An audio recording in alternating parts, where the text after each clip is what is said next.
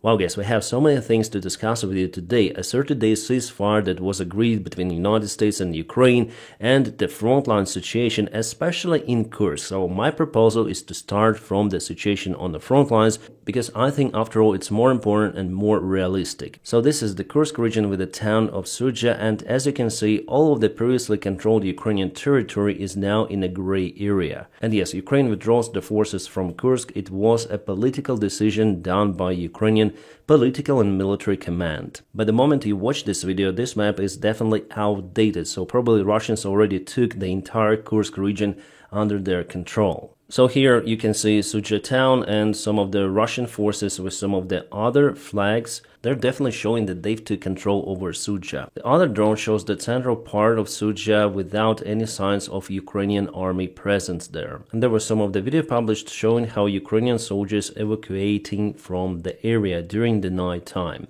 So guys, it basically means that this entire Kursk operation comes to its end, and it is a very fast end. It actually reminds me a goodwill gesture from the Russian side, which they did in Kherson Oblast back in 2022. And you see guys, just this area on the south, like this one, is still under Ukrainian control near Guyevo. But this one, probably Ukraine is out completely. So it's time to speak about the situation in general. What led to this significant Russian army advancement? Well, there are two factors actually. First one, that Ukraine didn't defend this territory for the last 3 days. Ukrainian soldiers have received the order to withdraw. And the second reason, that definitely Russians were very close to this only supply road for Ukrainian army towards Sudzha. So they were able to cut it using their artillery and drones, which makes it risky for Ukrainian army to stay in the Kursk region. With the lack of supplies, Ukraine would lose many more soldiers. So the decision in general, it is proper to withdraw the army from the collapsing territory. Actually, this stuff should have been done in Bakhmut and Avdiivka before.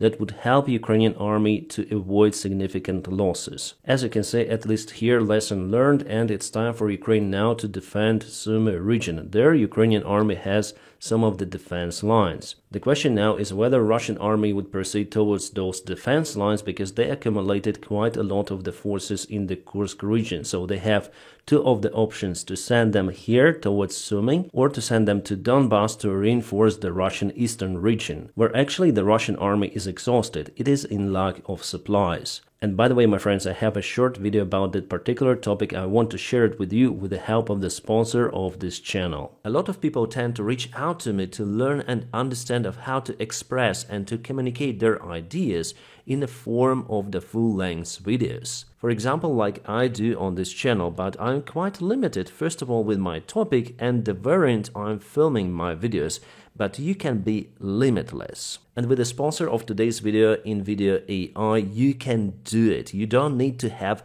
editing skills, filming skills. You may basically generate all of the kind of the videos using just prompts. Let me show you. So we are here on NVIDIA AI website. Make sure you use version 3.0 because it's the most powerful engine out there. And it's very easy to create videos based on any sort of your ideas. Just put them like a prompt, the words in this box, and it will do the job. So here I put obviously my topic: create a 1-minute video about poor Russian army supplies and logistics on Ukrainian front line. So here I put generate media. It will be generated by artificial intelligence directly. Realistic, 1 minute is okay. I need it for YouTube. Let's go. So here we have the full video ready. Let's watch it. I've been digging into the Russian army's supply situation, and what I found is mind-blowing.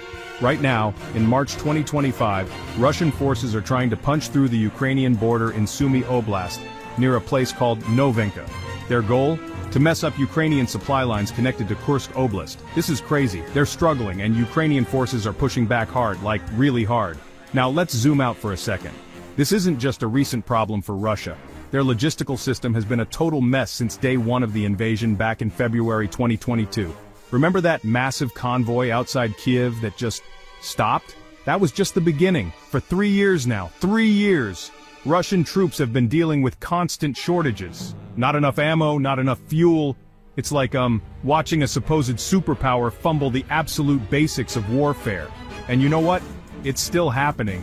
Well, I would say kind of the nice explanation, a logical one, sharing also real events happening in the past. And you may also edit video with a simple prompt after it's been generated. For example, here I put add my voice, and the narrator noise will be changed for mine. As you can see, InVideo removes all of the boundaries and put you in a director's seat. So it all goes for your imagination. You don't need to pay for editing software. You don't need to hire anyone. You just go there, put the text, and you'll have the ready-to-go project. In case you do not obtain what you want, you can always edit it. Also using a prompt text. So you can try InVideo AI for free with my personal link in the video description just below. It is a powerful, effortless tool which saves you time and money. It is my personal recommendation to get InVideo AI because I use it myself for different projects. Plus, InVideo AI is a constant sponsor of my channel, so by checking the link below, you also support the job that I do here. Guys, it's my recommendation. And now guys, let's go back to Kursk. So we have the official information already from Ukrainian officials that Ukraine has withdrawn the most part of its capable forces from Kursk. Well, at the same time, Ukraine still has the presence of its forces in the region, partial presence just to establish the proper and safe withdrawal of the troops. And I think that in a close perspective, Ukraine will also withdraw from this southern area of Guivo. So what about the goals of this Kursk operation? Have those been reached by Ukraine? Well, I think in many of the points, no. But at the same time, I wouldn't call this operation a failure for Ukrainian army. The presence of the Ukrainian armed forces in Kursk was a big problem for Russian regime. For the first time since the Second World War, Russian territory was attacked by the foreign nation military. So Russian conscripts and the Hamad battalion did just run away from the area, leaving gaps in the Russian defense. And Russia had to search for the emergency solution to send the forces and to protect Kursk. Those forces which could have been used in Donbass, for example. At the same time, it is understandable that Putin didn't want to exchange the control over Kursk region on, for example, Zaporizhzhia nuclear power plant or territories in the Kharkiv region. So if Ukraine bet on that, no, it didn't work as you see. And you know what? Putin at the moment was forced to use the soldiers from North Korea, which also shows the lack in capability of the Russian army, but at the same time it shows cooperation between two of the dictatorship countries, which I would say is more tighter than cooperation between Ukraine and its allies. And you know also what? The Kursk region is out of the peace talks already. The withdrawal of the Ukrainian army from Sudzha was not a coincidence. Again, it was a political decision which happened the same day as the talks between Ukraine and USA in Saudi Arabia. So the possible ceasefire will not touch the original Russian Federation territory, which actually cancels any sort of the excuses for Russia not to start a ceasefire for the next 30 days, as it was agreed by Ukrainian and United States sides. A deputy of the head of the parliament of Ukraine said that Ukraine partially left Sudzha, but I understand that it's total nonsense. Ukraine has already left the town as well as many others. So again, we have some of the delay coming from Ukrainian officials. They try to sugarcoat the event, but I say here on my channel the things as they are, guys. So Russians definitely took Sudzha. Even the deep state military map shows us this information. So before, after, and let's zoom out. So before and after. For a single day, Russia took those territories. And this entire region, as I say to you, is in a gray area. Russians could be spotted elsewhere here as well as the Ukrainian army. But Sudzha, no, it's taken by Russians 100%. Well, on this video, I cannot share with you all of the videos which I have watched for the last couple of days, definitely confirming the presence of the Russian army in Sudzha. But I saw how Ukrainian army was leaving their positions. It was depicted on the cameras of the FPV drones and surveillance drones. And yes, I may tell you that even some of the convoys of Ukrainian armed forces were ambushed on the way out. It's not second Davydov as it was in 2014. No, Ukraine hasn't lost hundreds or thousands, as the Russian public say, soldiers. No, the losses are there, but they are not as many as in previous operations. If we take, for example, Krinky, Bakhmut, Avdiivka, which I mentioned to you before. But yes, Russians celebrate their achievements. Some of the Russian mill bloggers say that it happened because of the secret tube operation, which actually failed for the Russian side. But what they want is to spread this propaganda to make heroes from their soldiers. Then on the other hand, it was like withdrawal of Ukraine, withdrawal of the army. organized, not 100% well, because after all there were some of the losses, but still it was organized by Ukraine. Well, it's kind of logical for Russia to do this propaganda stuff. Ukraine also did it many times. It's for every party if there is a war and some of the winning. But again, if we move to the eastern side of Ukraine, the picture is not good for the Russian army, for example, in Pokrovsk direction, or even in Kupiansk direction, where Russia before had the advantage. You may see that Ukraine took the ground here. Once Russians even managed to get to Kupiansk from this side, but now not any longer. So I think that after all, after this Kursk operation finishes in the next few days, it's more logical for Russia to send reinforcements to Pokrovsk direction or maybe even to Kharkiv direction, because they lose the ground there, creating one more front line towards Sumy direction, to the area which is fortified. There are some of the trenches and defense lines. To go there with quite exhausted forces, well, I don't think it's a good idea for Russia at all. It would expand even expanded front line. Yes, for Ukraine it would be difficult, but for Russia too, because they have problems with their logistics. So logically they will use their forces after some time, after some break in the eastern side of Ukraine. If Russia is out of logic, they would proceed towards Sumy. And that is how they might also escalate to show that they're not ready for peace at all. This video from the Ukrainian surveillance drone shows the Russian tank convoy in Toretsk direction, the convoy which was ambushed completely, as usual by FPV drones. So in a way, Russians might be happy for the Kursk region, but in general they have tremendous issue with their army after all. What they've started here in the east, in Pokrovsk direction, they cannot finish. They're completely out of tools, at least for now. That is why I also think that Russia may need some of the break, but not to finish this war, but to produce lots of the reinforcements and maybe to reform their army for one more big attack on Ukraine. It could be like one of those variants for Putin. And by the way, my friends, let's speak about this, some sort of the ceasefire deal. Yes, yesterday there was a big meeting, the outcome of which is shocking. It's like a sensation. I didn't expect that to happen. But in general, I think those are the great news for Ukraine. And I'll tell you why. So from the Ukrainian side, it was Yermak, head of the president's office, Sybiga, foreign minister, and defense minister Umera. From American side, Waltz and Rubio. Probably you already know what they do, and yes, Ukrainian proposal was for the ceasefire, but just in the air and on water, to avoid the damages towards the Ukrainian infrastructure and not to damage the Russian oil refinery facilities, and to give the full green light for trades using Ukrainian ports. Well, Ukraine in a way was against the ceasefire on the ground. Let me tell you why. So what they say on this military map is not actually what is happening on the front lines.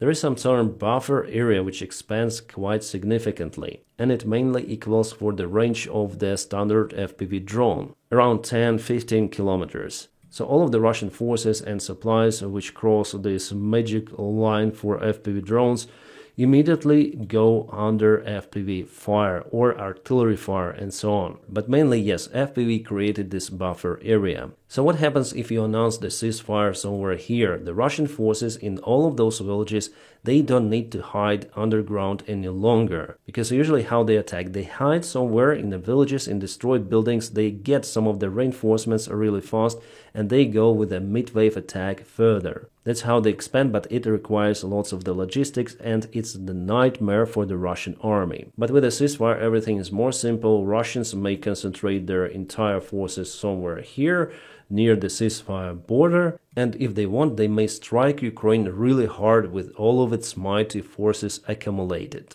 That's the logic of why Ukraine wanted to avoid the ceasefire on the ground without the military support from the United States of America, because they will not have the resources to compensate this massive strike. But you know, we have the good news that the United States, after negotiations yesterday, renewed the military support of Ukraine. Those are the fantastic, absolutely awesome news. So I would say that the move for Ukraine to agree on a 30-day period of ceasefire was good. Yeah, now Donald Trump doesn't promise Ukraine any sort of the new weaponry deliveries. All of the packages were agreed by the previous White House administration, but who knows, maybe he would agree on more arms delivered to Ukraine if he says that Russia is not ready to negotiate. As American, European and other officials say, the ball is now on the territory of the Russian side. Ukraine has already agreed on a ceasefire. Let's see how Russia would agree on that. Yeah, by the way, we have the confirmation from Poland that they deliver weaponry from the storage facilities,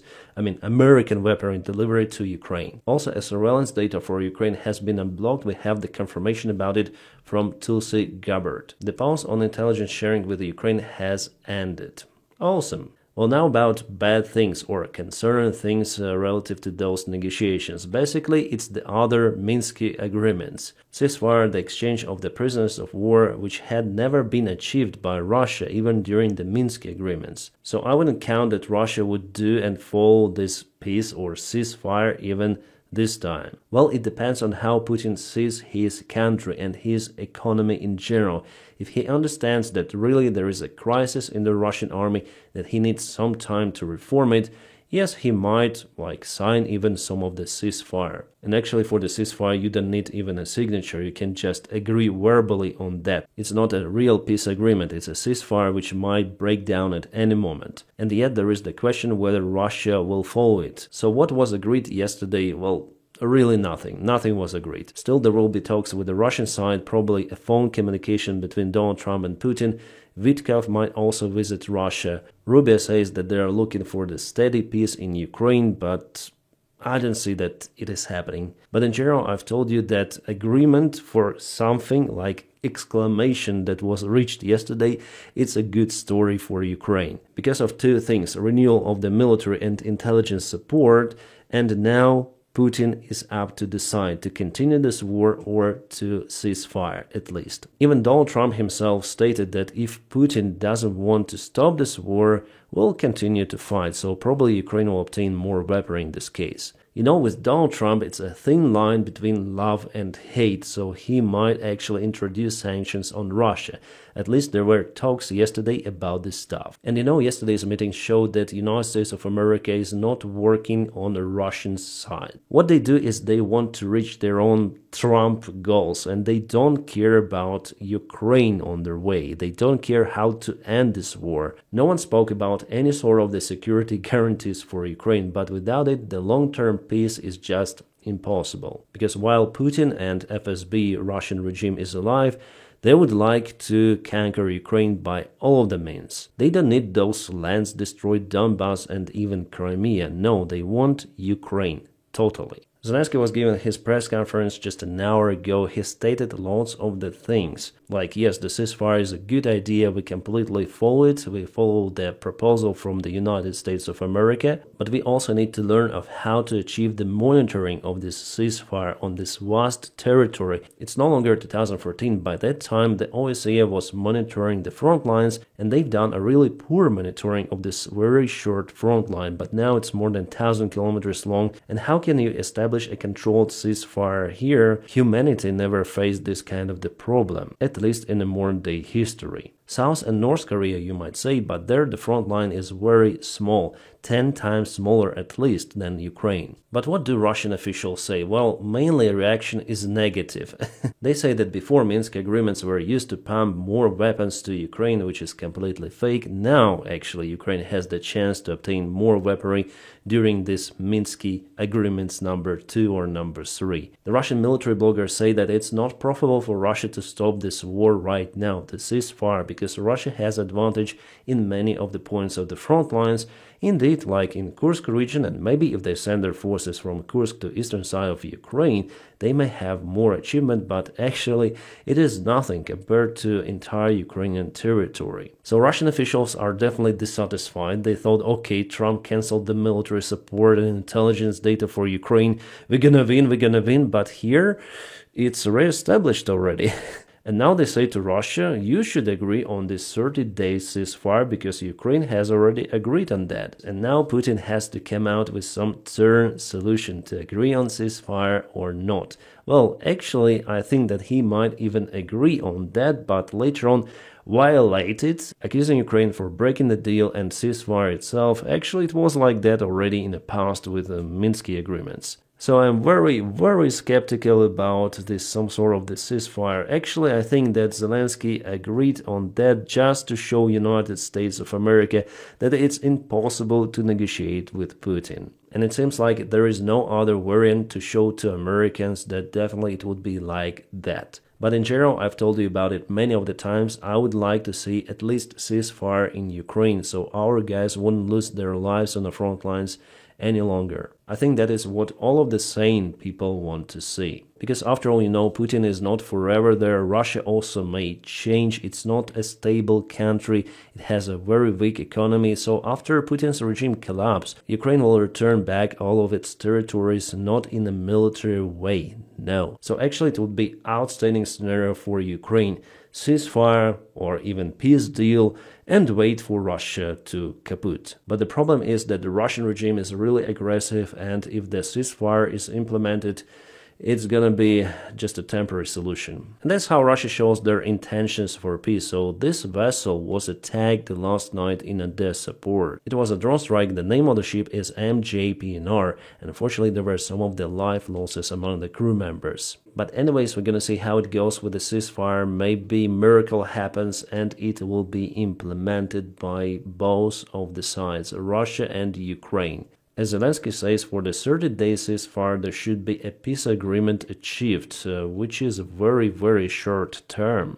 But me personally, judging on what happened before, no, I don't believe that Russia is definitely willing to make peace in Ukraine. Unfortunately, but we'll see. I give just a small percent of chance for long-lasting peace in Ukraine.